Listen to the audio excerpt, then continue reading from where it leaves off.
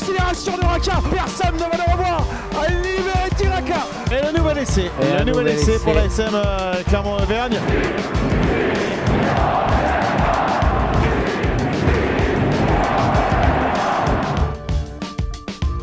Salut à tous et bienvenue dans l'épisode 19 de Ici Montferrand, le podcast qui s'intéresse à l'actualité de l'ASM Clermont. Dans un instant, le débat portera sur les relations parfois compliquées entre les clubs du top 14 et l'équipe de France. Nous poserons la question, le 15 de France nuit-il à l'ASM? À nos spécialistes Christophe Buron, Fred Vernin et Manu Caillot qui sont autour de la table. Messieurs, bonjour. Salut Martial. Salut Martial. Bonjour. Et il y aura aussi les tops et les flops et le quiz en fin d'émission. Mais pour commencer, les 3 infos essentielles ou pas. La première, elle concerne le recrutement de l'ASM pour la saison prochaine.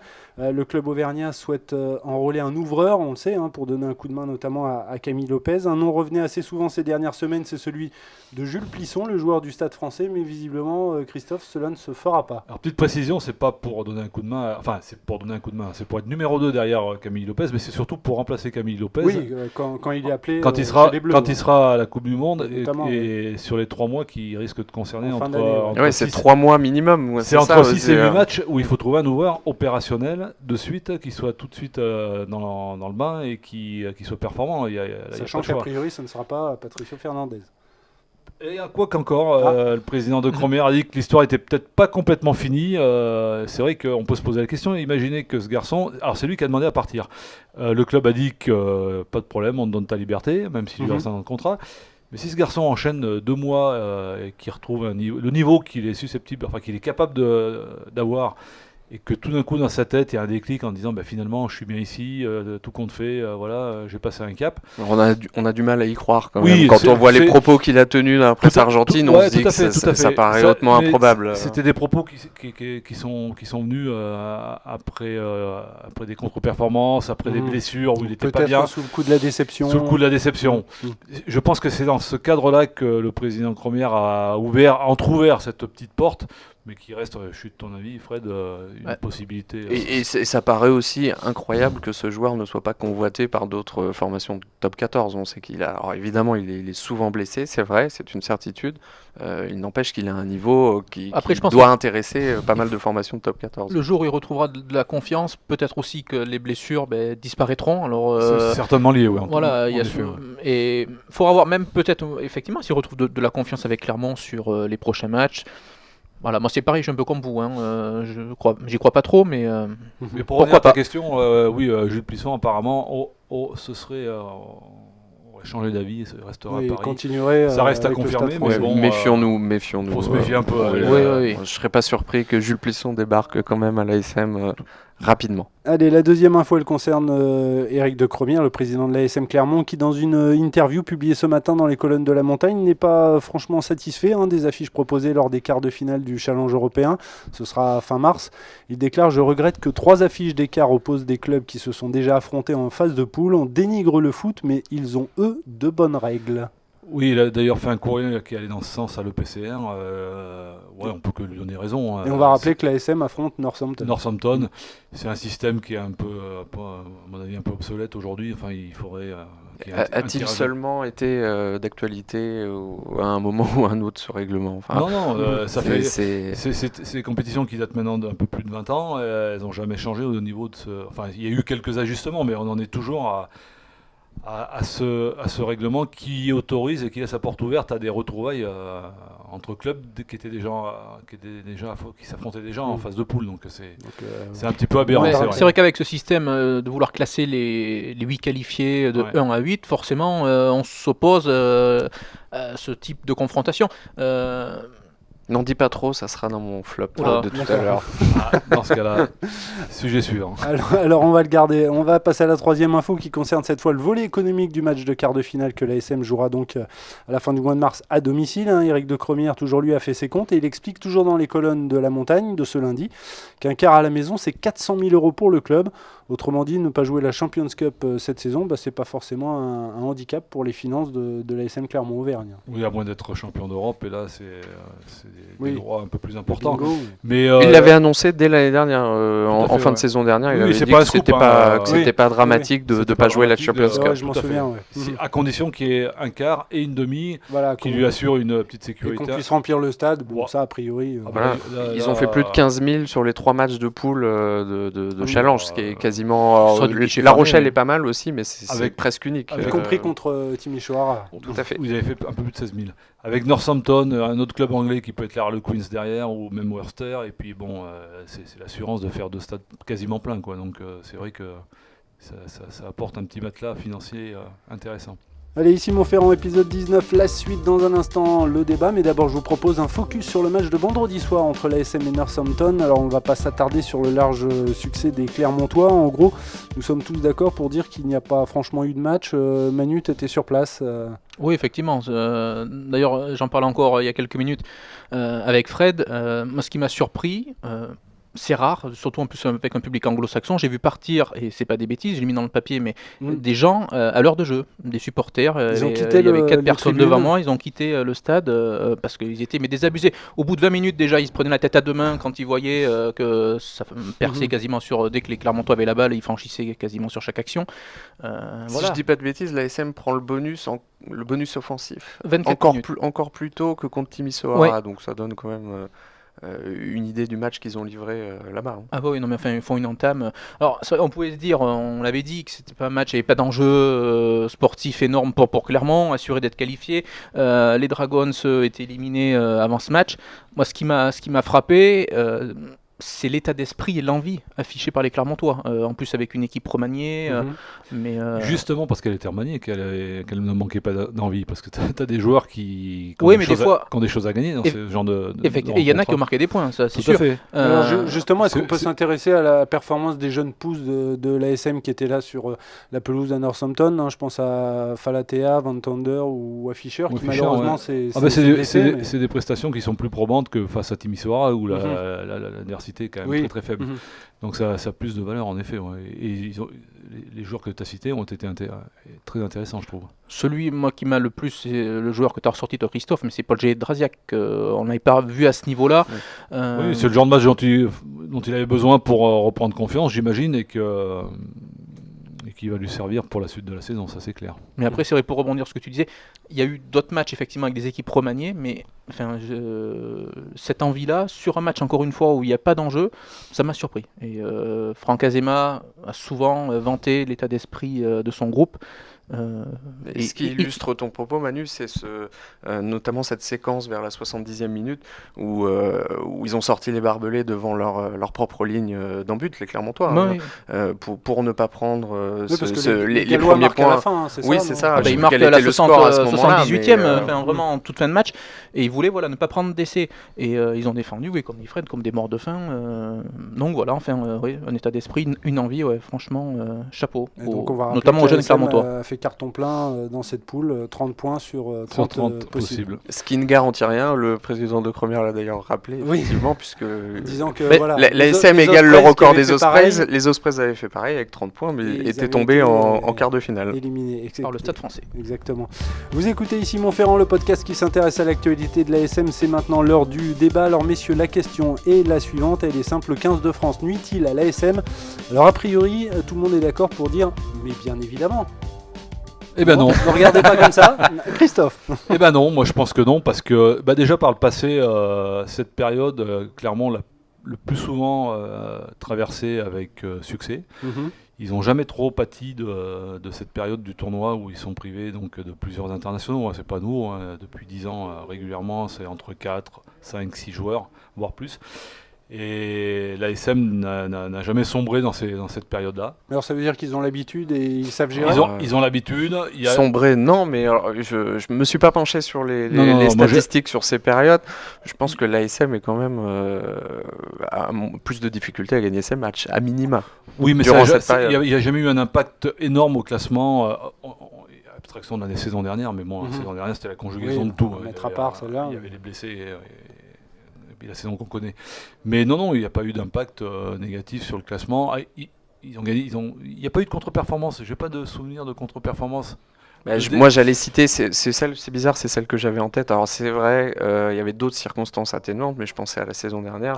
La défaite, notamment à domicile contre Oyonnax, lanterne rouge à ce moment-là. Bien sûr, mais là, c'était. Quand vous avez 6 ou 7 internationaux qui sont absents et qui se rajoutent, C'est c'est l'exception vrai, qui à une confirme liste de la blessés saison- qui était la saison déjà dernière, c'est conséquente, l'exception qui confirme la règle. évidemment que ça pèse Ouais. sur le rendement de l'équipe. Moi, Moi, je il y a- pense- Vas-y. Non, moi je pense qu'il n'y aura pas d'impact, ça va pas nuire à l'ASM dans la mesure où d'abord la confiance est là avec le début de saison qu'ils font, enfin la première partie de saison que le club a fait. Et il y a la profondeur, on vient de parler de ce voyage à Newport où les jeunes se sont montrés le bout du nez, donc ça veut dire qu'il y a des jeunes qui peuvent compenser. Mais on a quand même l'impression que cette saison, il le gère vraiment d'une façon impeccable, quoi. Enfin, c'est presque un sans faute. Ils l'ont bien géré parce qu'il y a eu cette préparation qu'on connaît de 2 mois, donc qui a permis à tout le monde d'être physiquement peut-être mieux préparé que les autres saisons. Et puis les résultats, appelant les résultats, les bons résultats, on sent une équipe en confiance, libérée. Tu parles de l'année dernière, quand ils reçoivent Oyonnax, ils ont déjà perdu 3 fois à la maison, ou je sais pas combien de fois. Donc évidemment, Mais c'est vrai que la confiance n'est pas la même. le contexte change en fonction de ce qui s'est passé avant. Tout à fait. C'est évident que c'est clair que cette saison, ils ont pas à cette se saison, plaindre, ils ont un matelas, ils ont une sécurité, Ils ont une plusieurs jokers là, de Ils disponibles. ils sont Évidemment, premiers. quoi qu'il se passe, ils vont traverser cette période plutôt tranquillement. En plus, il y a des Ah, joueurs qui ont j'ai- été légèrement blessés avant la tournée d'automne. Donc, Mais justement, je voulais insister sur cet aspect. On parle des absents. Alors, il y a un manque sur le moment. Moi, c'est le manque sur la durée. C'est-à-dire que ces joueurs qui vont être utilisés sur le tournoi, ils ne le payent pas forcément sur cette période-là. C'est peut-être plus tard, au moment des phases finales, où on aura des joueurs qui seront éreintés, qui auront disputé je ne sais combien de matchs. Je pense qu'un Vamaina qui a déjà été très très sollicité par l'ASM, si on rajoute 5 matchs de tournoi par-dessus, peut-être qu'au moment des phases finales, Avec ça des va matchs avec une commencer, autre intensité aussi. complètement. Moi, j'ai Manu. un doute. En fait, je mettrais un bémol. Effectivement, ça va peut-être pas nuire. L'ASM a fait ce qu'il fallait jusqu'à présent. Voilà, un matelas assez conséquent. J'ai simplement un doute, moi, sur un poste, c'est à la mêlée. Quand on connaît l'importance de Morgan Parra, on le voit quand il est sur le terrain, quand il est pas là. C'est pas la même équipe.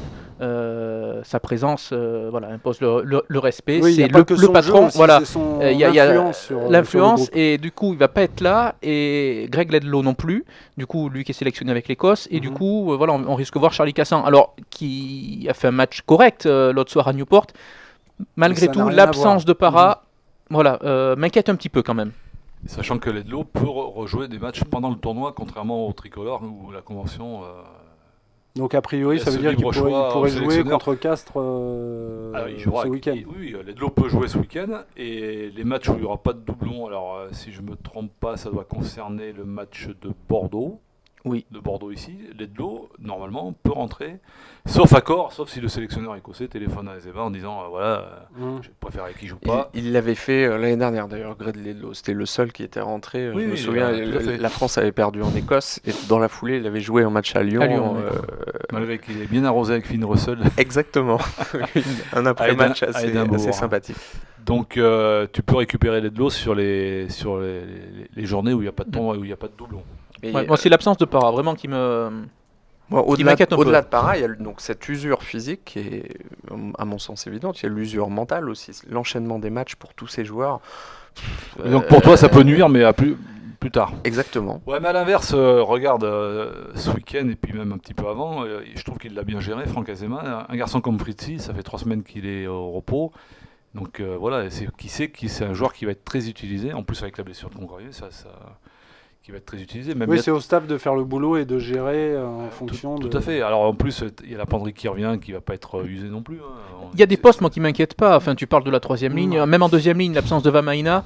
Quand on voit la saison de Timani, qui est excellent depuis le début. Oui, deuxième ligne, c'est pas le. Voilà, poste, il y a Gedrasiak là qui a montré ce week-end mais qu'on pouvait compter sur lui. Donc il y a certains postes, ça m'inquiète pas. Moi, c'est plus autour de la charnière. La prestation de Fernandez me rassure. Parce qu'on sait en plus que c'est quelqu'un, je pense, qui marche à la tête. Et donc, le match de vendredi va le mettre en confiance. Donc, il peut remplacer Tout à Lopez.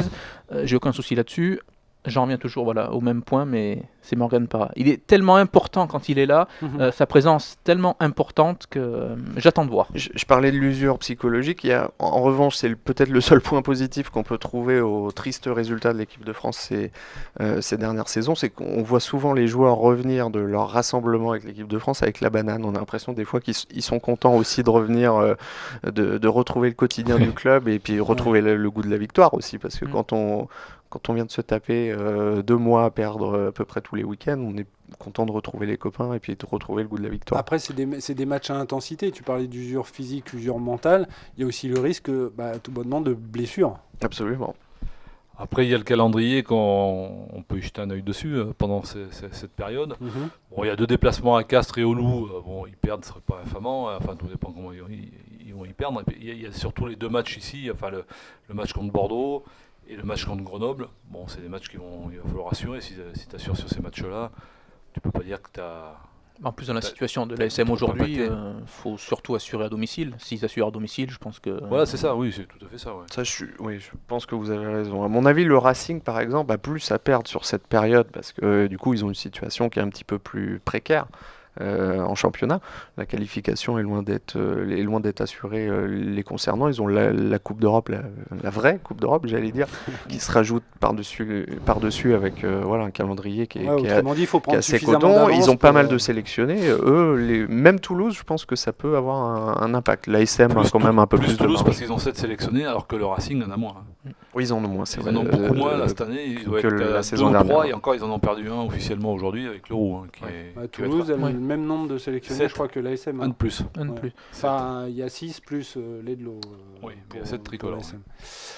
Et on va terminer ce débat, mais on en revient toujours à la même question, du coup, pour justement apaiser certaines tensions qu'il peut y avoir entre le 15 de France et les clubs, même si ça a l'air de bien se passer avec Jacques Brunel. Est-ce qu'il faut pas encore revoir tout ce calendrier, etc. On en revient toujours à la même question.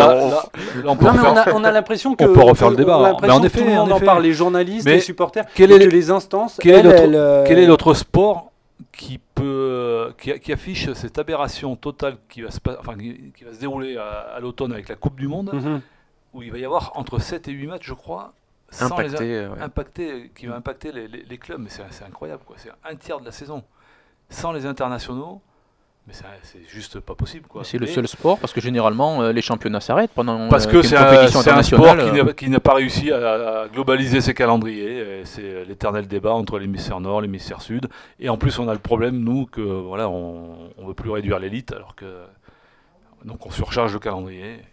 Et voilà, donc il y a trop de matchs. Donc les instances, en fait, elles rejettent la balle dans le camp adverse. On rejette pas, mais bon, on préfère garder les droits télé que de mettre en péril, d'avoir un peu moins de sous, quoi.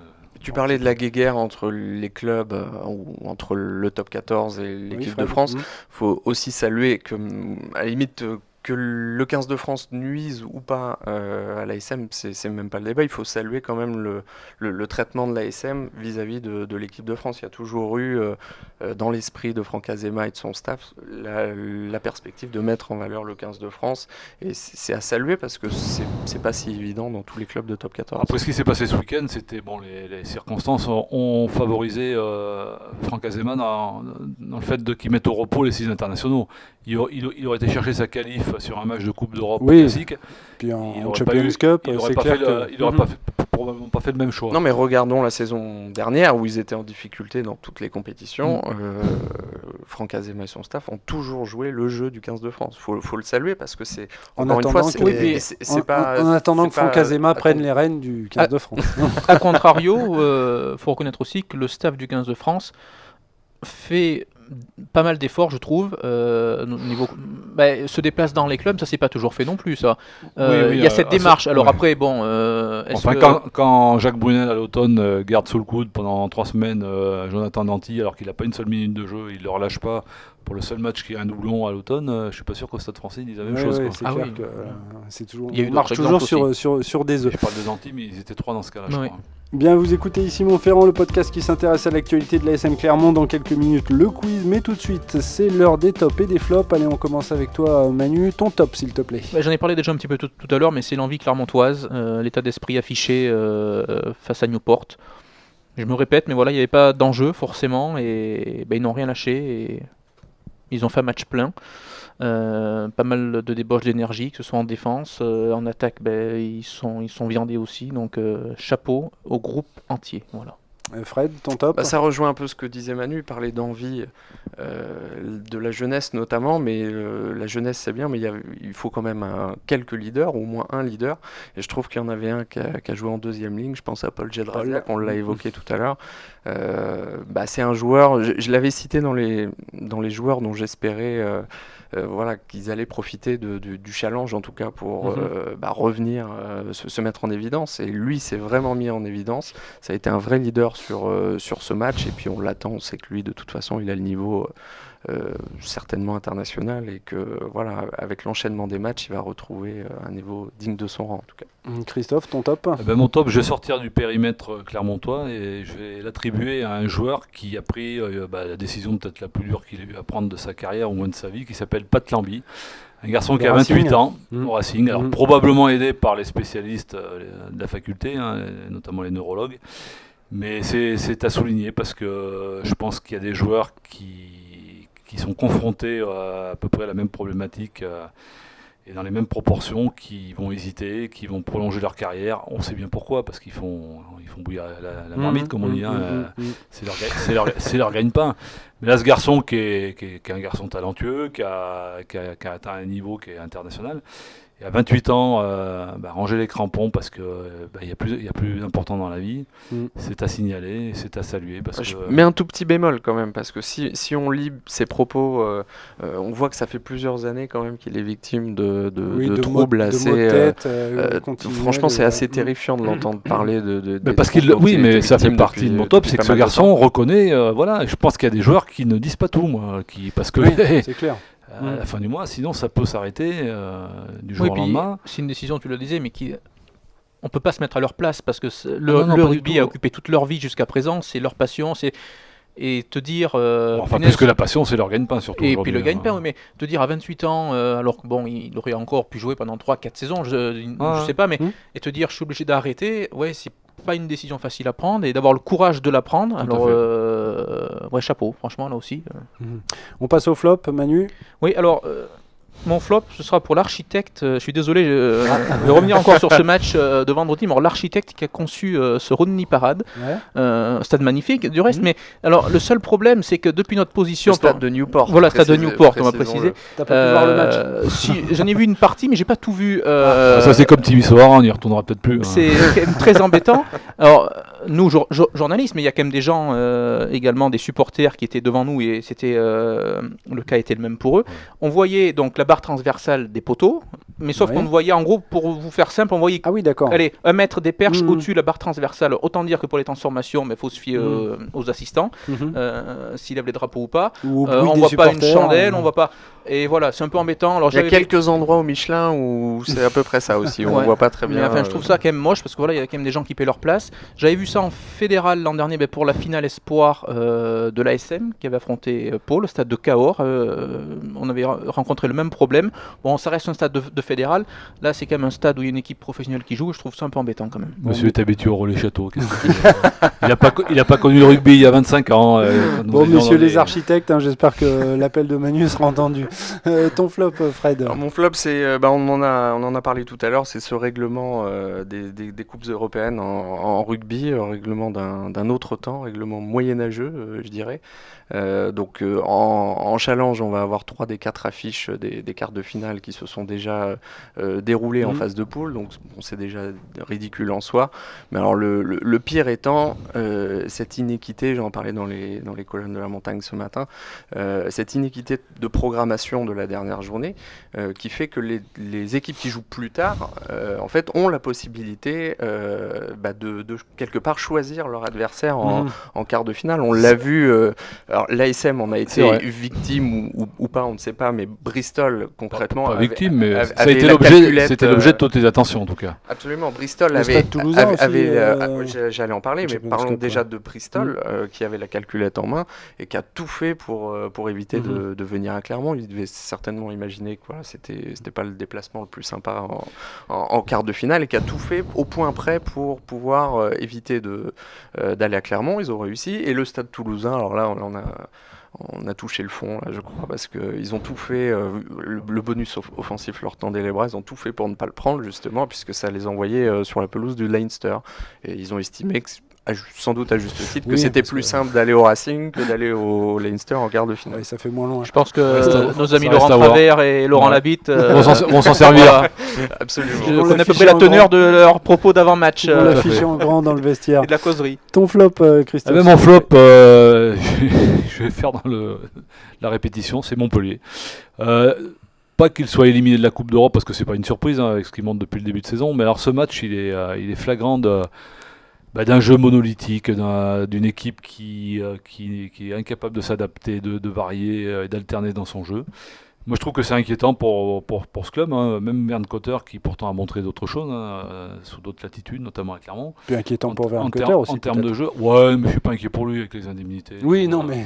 Elle Enfin, ressemble. pour son poste actuel, je vais Ah, dire. oui, Pas Cette pour lui, équipe, je me elle fais pas de ressemble soucis. tellement pas à Verne Cotter. Ouais. Non, pas du tout. C'est incroyable. Et puis, je vais le répéter parce qu'on l'a déjà dit dans plusieurs débats, mais le rugby est en train d'évoluer, on le voit dans les pays celtes et tout. On va vers un rugby plus de vitesse, d'évitement, bon, ça reste à voir, mais ça va de plus en plus vite. Et cette équipe écossaise, dont je ne donne pas cher des chances de gagner la Coupe d'Europe, hein, parce qu'ils ont quand même des manques en termes de puissance peut-être.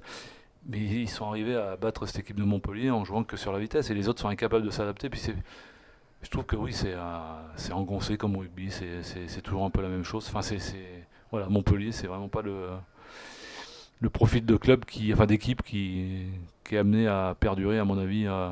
Mais c'est ce qu'est en train de comprendre d'ailleurs Boudjelal avec Toulon. Je crois que c'est un peu la même problématique. Je crois qu'on peut dire tu passeras pas tes vacances dans l'Hérault cet été. Non, mais bon, c'est grand l'Hérault, il n'y a pas que Montpellier. J'aime bien Verne Cotter, il a fait des choses Oui, très ça intéressantes n'empêche et pas admirables, mais bon, de là, juger, il n'y le arrive jeu pas de parce qu'il l'équipe, n'a peut-être pas le profil de joueur qu'il lui faut, quoi. Il y a Ce pas qui est mal de étonnant, gens c'est que ça qui jouait sont d'accord mieux là-dessus. la saison dernière avec un effectif qu'il avait davantage presque. subi. Oui. presque, C'était l'effectif ouais, de presque. Jack White. Après, il y a peut-être un truc qu'on ne voit pas de l'extérieur, hein, qui est peut-être cassé à l'intérieur. Hein. Il y a peut-être- La finale a dû leur faire, la finale Oui, perdue bon, ça, en c'est top clair. 14 a dû leur Finalement, faire du mal. Mais là, vraiment, c'est triste à mourir et à voir. Hein. Eh bien, à suivre donc. Ce podcast est bientôt terminé. Avant de nous quitter, messieurs, place au quiz. Un quiz dont le thème n'est autre que le challenge européen. Alors, la compétition, elle a été créée en 1996. Je ne vous apprends rien puisque vous êtes des spécialistes. Et depuis 1996, 5 finales ont été 100% françaises. J'espère que je ne me suis pas trompé. Hein. J'ai pas raté une ligne. Alors, la première en 97, elle a opposé Bourgoin au Castres Olympique. La cinquième, donc la dernière qui a opposé deux clubs français, elle s'est déroulée en 2012. Quels étaient les deux adversaires? Biarritz, c'est le Stade français, non? Stade français. Biarritz Stade français. et pas le Stade français. Pau. Non, non plus. Biarritz. Un club dont on parle beaucoup dans ce podcast. Toulon. Voilà. Toulon, ah oui. Biarritz-Toulon En 2012 en 2012 à Twickenham Ah ouais. et victoire des Biarros 21-18.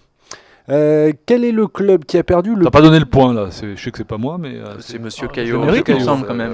D'accord, non, il Mais faut le préciser. Hein. T'avais balancé Biarritz en premier Ah aussi oui, oui. Pardon, excuse-moi. Toutes Non, mes mais je vois excuses. ça, mais, Toutes mes excuses, Manu.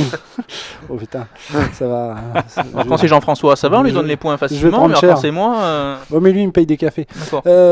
Quel est le club qui a perdu le plus de finales en challenge européen depuis 1996? C'est un club... je vous donne la nationalité quand même. C'est un club anglais. Les Harlequins. Non. Non. Le club qui a perdu Wasps. le plus de. Oui, le plus de finales en challenge Gloucester. européen. Et Non. non. C'est pas Gloucester. Alors, ce club Newcastle. en a perdu, non, on a perdu 3 et on a gagné une en 2008 contre Worcester. Worcester, comme dirait. Worcester. Worcester. Un club qui a perdu 3 finales. Ouais, 3 finales en 2003, en Northampton. C'est pas Northampton 2007 et en 2014. Et pour tout vous dire, Exeter. ce Non. club a perdu en 2007 contre l'ASM. Bath. Voilà, Bath, c'est exactement ce club qui a perdu le plus Je crois que de c'est le premier, finales, qui a non perdu Sur le fil. Je demande la VAR. Lavar. Que dit Lavar? Ah, a priori, ça serait Christophe. Donc, Il me semblait bien. un partout. Lors de la première édition du Challenge européen, lors de la saison 96-97, l'ASM, lors de la 3e journée de compétition, met une belle branlée à son adversaire sur la pelouse du stade Michelin.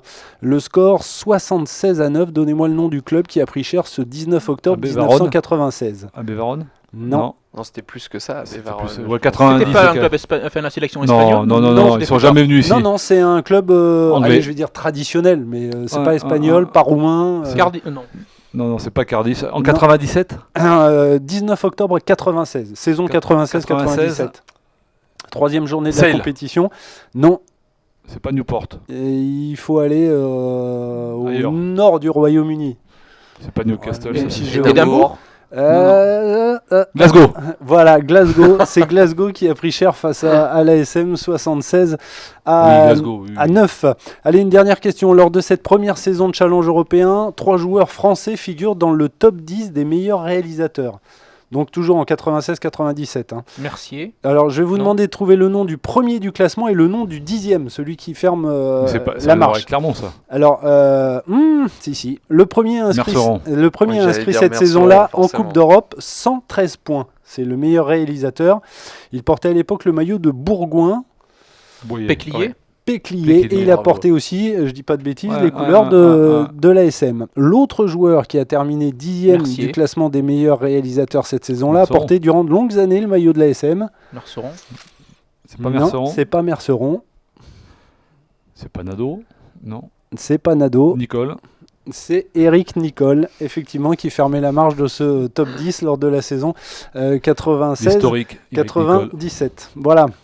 L'épisode 19 du podcast Ici Montferrand est donc terminé, un épisode que vous pouvez télécharger Au sur les Newton, Monsieur différentes plateformes, notamment Podcast, Addict et J'attends toujours les Castbox. cafés, hein, mais Vous bon. pouvez aussi, il y en a un paquet qui Bah t'attendent. oui. Vous pouvez aussi nous écouter sur Spotify. Nous attendons bien évidemment vos réactions positives ou négatives, mais je l'espère constructives, sur notre page Facebook, notre compte Twitter @Montferrand ici, notre compte Instagram ici Montferrand .! et sur notre chaîne YouTube. Merci beaucoup messieurs, bonne semaine et à lundi prochain. Ciao, Merci à vous. Merci. Salut.